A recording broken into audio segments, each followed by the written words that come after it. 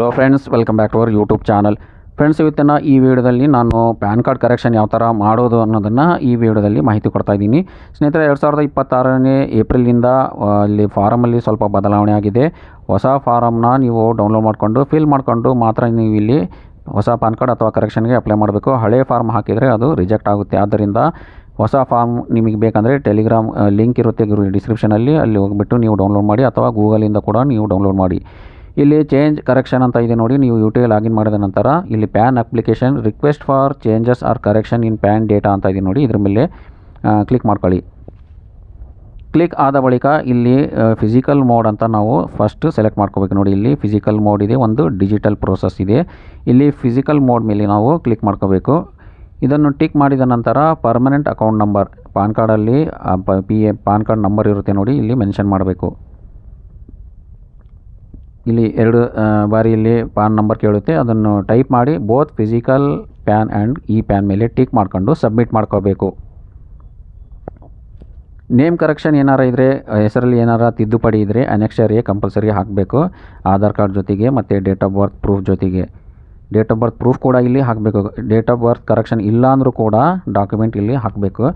ಹೆಸರು ಕರೆಕ್ಷನ್ ಏನಾರು ಇದ್ದರೆ ಫುಲ್ ನೇಮ್ ಅಂತ ಇದೆ ನೋಡಿ, ಇಲ್ಲಿ ಟಿಕ್ ಮಾಡ್ಕೋಬೇಕು. ಏನಿಲ್ಲ ಅಂದರೆ ಹಾಗೆ ಬಿಡಬೇಕು. As it is PAN card ಬೇಕಂದರೆ ಏನೂ ಟಿಕ್ ಮಾಡೋ ಅವಶ್ಯಕತೆ ಇಲ್ಲ.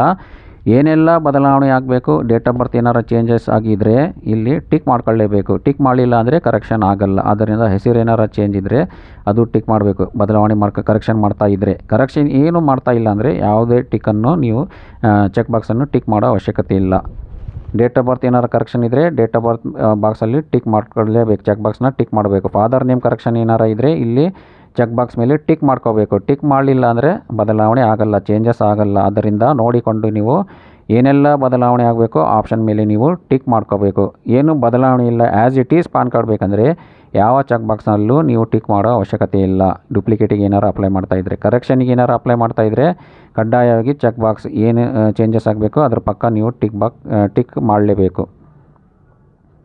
ನಂತರ ನೋಡಿ, name of parent to be printed on PAN card permanent number ಇದೆ ನೋಡಿ, ಫಾದರ್ ನೇಮ್ ಅಂತ ಸೆಲೆಕ್ಟ್ ಮಾಡಿ. ಇಲ್ಲಿ ನೋಡಿ ಡಾಕ್ಯುಮೆಂಟ್, ಇಲ್ಲಿ Aadhaar card document submit, address proof Aadhaar card select ಆಗಿರುತ್ತೆ.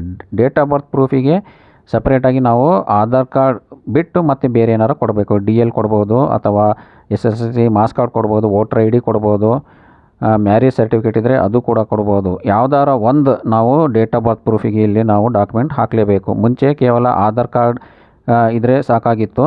ಈಗ ಡೇಟ್ ಆಫ್ ಬರ್ತ್ ಪ್ರೂಫಿಗೆ ಆಧಾರ್ ಬಿಟ್ಟು ಬೇರೆ ಡಾಕ್ಯುಮೆಂಟ್ ನಾವಿಲ್ಲಿ ಕೊಡಬೇಕಾಗುತ್ತೆ. ಇದು ಬದಲಾವಣೆ ಆಗಿದೆ. ಮುಂಚೆ ಆ ಥರ ಇರಲಿಲ್ಲ. ಈಗ 2026 ಏಪ್ರಿಲ್ಗಿಂದ ಈ ಥರ ಬದಲಾವಣೆ ಆಗಿದೆ. ಫಾರಮ್ ಕೂಡ ಚೇಂಜಸ್ ಆಗಿದೆ.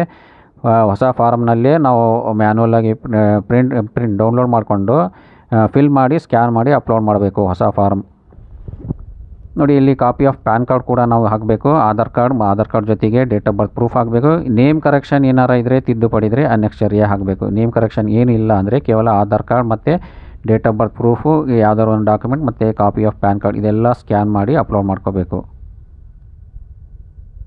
ನಂತರ ನೋಡಿ, ಇಲ್ಲಿ Aadhaar match using demographic details, your application will be process provided with valid demographic details. Okay ಮೇಲೆ ಕ್ಲಿಕ್ ಮಾಡಿ. ನಂತರ ಇಲ್ಲಿ ಅಡ್ರೆಸ್ ಏನಾರ ಚೇಂಜ್ ಆಗಿದರೆ, ಮುಂಚೆ ಬೇರೆ ಕಡೆ ಇದ್ದರೆ ಇವಾಗ ಬೇರೆ ಕಡೆ ಇದ್ದೀರಾ ಅಥವಾ ಆಧಾರ್ ಕಾರ್ಡಲ್ಲಿ ಅಡ್ರೆಸ್ ಚೇಂಜ್ ಆಗಿದೆ ಅಂದರೆ ಇಲ್ಲಿ ಅಡ್ರೆಸ್ ಕಮ್ಯುನಿಕೇಷನ್ ಟಿಕ್ ಮಾಡ್ಕೋಬೇಕು. ಆ್ಯಸ್ ಇಟ್ ಈಸ್ ಪ್ರೀವಿಯಸ್ ಅಡ್ರೆಸ್ಸಲ್ಲಿ ಇದ್ದರೆ ಏನು ಟಿಕ್ ಮಾಡೋ ಅವಶ್ಯಕತೆ ಇಲ್ಲ. ಇಲ್ಲಿ ಮೊಬೈಲ್ ISD ಕೋಡ್ ಇಂಡಿಯಾ ಅಂತ ಸೆಲೆಕ್ಟ್ ಮಾಡಿಕೊಂಡು ಇಲ್ಲಿ ಮೊಬೈಲ್ ನಂಬರ್ ಹಾಕಬೇಕು. ಕಸ್ಟಮರ್ನ ಇಮೇಲ್ ID ಇದ್ದರೆ ಕಸ್ಟಮರ್ನ ಇಮೇಲ್ ID ಹಾಕಿ, ಇಲ್ಲಾಂದರೆ ನಿಮ್ಮದೇ ಇಮೇಲ್ ID ಹಾಕಿ. ನಂತರ ವೆರಿಫಿಕೇಷನ್ ಆ್ಯಂಡ್ ಡಿಕ್ಲೇರೇಷನ್ ಇದೆ. ಪಕ್ಕ ಇಲ್ಲಿ ಖಾಲಿ ಬಾಕ್ಸಲ್ಲಿ ಟಿಕ್ ಮಾಡಿದರೆ ಹೆಸರು ಆಟೋಮೆಟಿಕ್ಕಾಗಿ ಬಂದಿರುತ್ತೆ. ನಂತರ ಸಬ್ಮಿಟ್ ಮಾಡ್ಕೋಬೇಕು. ಸಬ್ಮಿಟ್ ಆದ ಬಳಿಕ ಮತ್ತೊಮ್ಮೆ ಇಲ್ಲಿ ಸಬ್ಮಿಟ್ ಮಾಡಬೇಕು. ನೆಕ್ಸ್ಟ್ ಸ್ಟೆಪ್ ಮಾಡಿದ ಬಳಿಕ ಫೈನಲ್ ಆಗಿ ಸಬ್ಮಿಟ್ ಮಾಡಬೇಕು. ನೋಡಿ, ಈ ಥರ ಅಕ್ನಾಲೇಜ್ಮೆಂಟ್ ಇಲ್ಲಿ ಜನ್ರೇಟ್ ಆಗಿದೆ. ಪ್ಯಾನ್ CR01 ಅಂತ ಇದು ಕರೆಕ್ಷನ್ ಫಾರ್ಮ್ ಆಗಿರುತ್ತೆ. ಇಲ್ಲಿ ಆಧಾರ್ ಕಾರ್ಡ್ ಪಕ್ಕ ಮೆನ್ಷನ್ ಆ್ಯಂಡ್ ಮ್ಯಾಚ್ ಅಂತ ಬಂದಿರಬೇಕು. ಆ ಥರ ಏನಾರ ಬರಲಿಲ್ಲ, ಪಾರ್ಷಿಯಲ್ ಮ್ಯಾಚ್ ಆಗಿದರೆ ಮತ್ತೊಮ್ಮೆ ನೀವು ಅಪ್ಲೈ ಮಾಡಬೇಕು. ಏನಾರ ಆಧಾರ್ ಕಾರ್ಡಲ್ಲಿ ಬೇರೆ ಹೆಸರಿದೆ, ನೀವು ಟೈಪ್ ಮಾಡೋದ್ರಲ್ಲಿ ಏನಾರ ಸ್ಪೆಲ್ಲಿಂಗ್ ಮಿಸ್ಟೇಕ್ ಆದರೆ ಇಲ್ಲಿ ಮೆನ್ಷನ್ ಮ್ಯಾಚ್ ಅಂತ ಬಂದಿರಲ್ಲ. ಆದ್ದರಿಂದ ಇದು ಕರೆಕ್ಟಾಗಿ ಮೆನ್ಷನ್ ಆ್ಯಂಡ್ ಮ್ಯಾಚ್ ಅಂತ ಬಂದಿರಬೇಕು. ಇಷ್ಟು ಆದ ಬಳಿಕ ಮತ್ತೆ ಇಲ್ಲಿ ಚೇಂಜ್ ಕರೆಕ್ಷನ್ CSF ಮೇಲೆ ಕ್ಲಿಕ್ ಮಾಡಿ ಡಾಕ್ಯುಮೆಂಟ್ಸನ್ನು ಸೆಲೆಕ್ಟ್ ಮಾಡಿಕೊಂಡು ಇಲ್ಲಿ ಅಪ್ಲೋಡ್ ಡಾಕ್ಯುಮೆಂಟ್ಸ್ ಅಂತ ನೀವು ಸೆಲೆಕ್ಟ್ ಮಾಡ್ಕೋಬೇಕು. ಫಾರಮ್ ಫ್ರಂಟ್ ಬ್ಯಾಕ್ ಮತ್ತು ಆಧಾರ್ ಕಾರ್ಡ್ ಫ್ರಂಟ್ ಬ್ಯಾಕ್ ಮತ್ತು ಡೇಟ್ ಆಫ್ ಬರ್ತ್ ಪ್ರೂಫ್ ಏನು ಕೊಟ್ಟಿದ್ದೀರಾ ಅದನ್ನೆಲ್ಲ PDF ಫಾರ್ಮ್ಯಾಟ್ 200 DPI ಕಲರಲ್ಲಿ ಒಂದೇ ಫಾರಮ್ ಅಂದರೆ ಒಂದೇ ಫೈಲಲ್ಲಿ ಸ್ಕ್ಯಾನ್ ಮಾಡ್ಕೊಂಡು ಅಪ್ಲೋಡ್ ಮಾಡ್ಕೋಬೇಕು. ನೋಡಿ ಕ್ರಾಪ್ ಆ್ಯಂಡ್ ಅಪ್ಲೋಡ್ ಅಂತ ಇದೆ. ಇದ್ರ ಮೇಲೆ ಕ್ಲಿಕ್ ಮಾಡಿ ಇಲ್ಲಿ ಚೂಸ್ ಫೈಲ್ ಮೇಲೆ ಕ್ಲಿಕ್ ಮಾಡ್ಕೊಂಡು ನೀವು ಏನು ಸ್ಕ್ಯಾನ್ ಮಾಡ್ಕೊಂಡಿದ್ದೀರಾ ಆ ಫೈಲ್ನ ನೀವು ಸೆಲೆಕ್ಟ್ ಮಾಡ್ಕೋಬೇಕು. ಬ್ರೌಸ್ ಮಾಡಿ ಸೆಲೆಕ್ಟ್ ಮಾಡ್ಕೊಂಡ್ರೆ ಆ ಫಾರ್ಮ್ ಎಲ್ಲ ಇಲ್ಲಿ ನಿಮಗೆ ಬಂದಿರುತ್ತೆ. ನೋಡಿ ಇಲ್ಲಿ ಫ್ರಂಟ್ ಪೇಜ್ ಮತ್ತು ಬ್ಯಾಕ್ ಪೇಜ್ ಫಾರಮ್ನ ಫ್ರಂಟ್ ಆ್ಯಂಡ್ ಬ್ಯಾಕ್ ಮತ್ತು ಆಧಾರ್ ಕಾರ್ಡ್ ಮತ್ತು ನೀವು ಡೇಟ್ ಆಫ್ ಬರ್ತ್ ಪ್ರೂಫಿಗೆ ಏನು ಡಾಕ್ಯುಮೆಂಟ್ ಹಾಕಿದ್ದೀರಾ ಅದು ಕೂಡ ಇಲ್ಲಿ ಬಂದಿರುತ್ತೆ. ನೇಮ್ ಕರೆಕ್ಷನ್ ಏನಾರು ಕೊಟ್ಟಿದ್ರೆ ನೀವು ಇಲ್ಲಿ ಅನೆಕ್ಸ್ಚರ್ ಕೂಡ ನಾವು ಇಲ್ಲಿ ಹಾಕಬೇಕು. ಇಷ್ಟೆಲ್ಲ ಡಾಕ್ಯುಮೆಂಟ್ನ ನೀವು ಸ್ಕ್ಯಾನ್ ಮಾಡಬೇಕು. ಸಪ್ರೇಟಾಗಿ ನೀವೇನಾರು ಅಪ್ಲೋಡ್ ಮಾಡ್ತಾಯಿದ್ರೆ ಫೋಟೋ ಸಪ್ರೇಟಾಗಿ ಸ್ಕ್ಯಾನ್ ಮಾಡಬೇಕು, ಸಿಗ್ನೇಚರ್ ಸಪ್ರೇಟಾಗಿ ಸ್ಕ್ಯಾನ್ ಮಾಡಬೇಕು ಮತ್ತು ಫಾರಮ್ ಸಪ್ರೇಟಾಗಿ ಸ್ಕ್ಯಾನ್ ಮಾಡಬೇಕು. ಕ್ರಾಪ್ ಆ್ಯಂಡ್ ಅಪ್ಲೋಡಲ್ಲಿ ಈ ಆಪ್ಷನ್ ಸಿಂಪಲ್ ಆದ ಆಪ್ಷನ್ ಇದೆ ನೋಡಿ. ಇಲ್ಲಿ ನಿಮಗೆ ಫೋಟೋ ಏನಾರು ಕ್ರಾಸಾಗಿ ಸ್ಕ್ಯಾನ್ ಆಗಿದರೆ ಇಲ್ಲಿ ರೊಟೇಟ್ ರೈಟ್ ಅಥವಾ ರೊಟೇಟ್ ಲೆಫ್ಟ್ ಮಾಡಿಕೊಂಡು ನೀವು ಫೋಟೋ ಕರೆಕ್ಟಾಗಿ ಬರೋ ಹಾಗೆ ಮಾಡ್ಕೋಬೋದು. ಫಾರಮ್ ರೊಟೇಟ್ ಆಗುತ್ತೆ. ಮತ್ತು ಎರಡನೇ ಫಾರ್ಮ್ ಮೇಲೆ ಕ್ಲಿಕ್ ಮಾಡ್ಕೊಂಡ್ರೆ ಇಲ್ಲಿ ಸಿಗ್ನೇಚರ್ ಇದೆಯಲ್ಲ ಅದನ್ನು ಕ್ರಾಪ್ ಮಾಡ್ಕೋಬೇಕು. ಇಲ್ಲಿ ಕ್ರಾಪ್ ಅಂತ ಒಂದು ಆಪ್ಷನ್ ಇದೆ ನೋಡಿ, ಟೂಲ್ ಇದೆ. ಇದನ್ನು ಸಿಗ್ನೇಚರ್ ಮಾತ್ರ ಇಲ್ಲಿ ಕ್ರಾಪ್ ಮಾಡ್ಕೋಬೇಕು.